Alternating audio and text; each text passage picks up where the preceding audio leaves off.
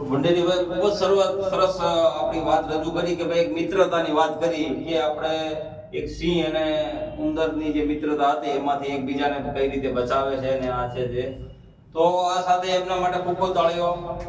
સરસ રજૂ કરી. હજુ આપણે બધા ભૂખ્યા થયા હશો પણ જમવાની હજી આપણે થોડી વાર છે. હજુ આપણે બે વ્યક્તિઓને સાંભળવાના છે અને આપણે એક તો આપણા ગુરુને સાંભળવાના છે, એમના આશીર્વચનો લેવાના છે, તો આપણે હજી થોડીક રાહ જોજો. 10-15 મિનિટ હજી આપણા પાસે સમય છે અને 15 મિનિટ પછી જ ચાલુ થવાનું છે, એટલે બધા ભાઈઓ અહીંયા પોતપોતાનું સ્થાન જાળવી રાખશે. બરાબર છે. તો આ સાથે આપણી પાસે આજે સૌપ્રથમ પબ્લિક સ્પીકિંગ ના ક્લાસમાં હાજર એવા સૌપ્રથમ વાર આવેલા આપણા કલ્પેશભાઈને આપણે વિનંતી કરીશું કે અહીંયા આવે અને એમનો પરિચય આપશે અને જે એને અનુરૂપ પ્રસંગને અનુરૂપ બે શબ્દો કહેશે.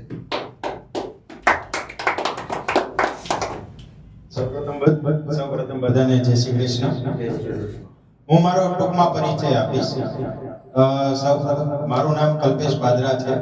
મેં ડિપ્લોમા ઇન ફાર્મસી કરેલું છે સોનિયા કોલેજ ઓફ ફાર્મસીમાં અને 10 વર્ષથી હું માર્કેટિંગ તરીકે ઝાયડસ લીવામાં કામ કરું છું.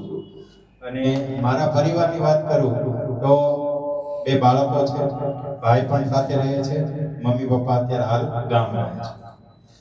અને